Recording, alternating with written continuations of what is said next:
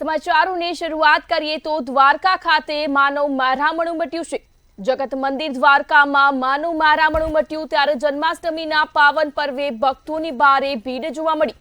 દ્વારકાધીશના જન્મના વધામણા કરવાનો આનંદ ઉજવવામાં આવશે ત્યારે દ્વારકા ખાતે મોટી સંખ્યામાં લોકો ઉમટ્યા છે।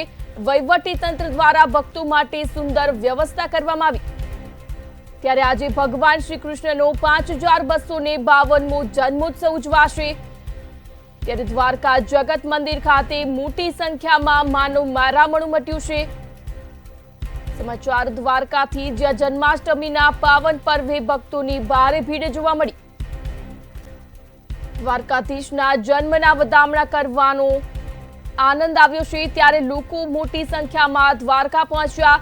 વહીવટી તંત્ર દ્વારા ભક્તો માટે સુંદર વ્યવસ્થા કરવામાં આવી ત્યારે આજે ભગવાન શ્રી કૃષ્ણનો 5252મો જન્મોત્સવ ઉજવાશે।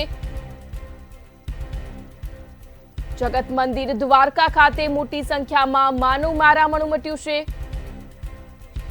લક્ષીને દર વર્ષની જેમ દ્વારકા ખાતે દેવસ્થાન સમિતિ અને જિલ્લા વહીવટી તંત્ર તરફથી નગરપાલિકાના સહયોગથી અને પોલીસના સહયોગથી જે યાત્રાળુઓનો પ્રવાહ આવે છે એ લોકો સરળતાથી દર્શન કરી શકે એ માટે ખૂબ જ સુંદર વ્યવસ્થા કરવામાં આવી છે।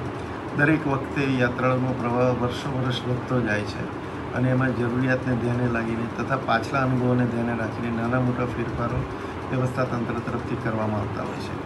આ વખતે યાત્રાળુના પ્રવાહને ધ્યાને રાખીને અમે એન્ટ્રી અને એક્ઝિટ માટે જે અલગ અલગ એક જ જગ્યાએથી એક તરફથી એન્ટ્રી થશે અને બીજી તરફથી એક્ઝિટ થશે।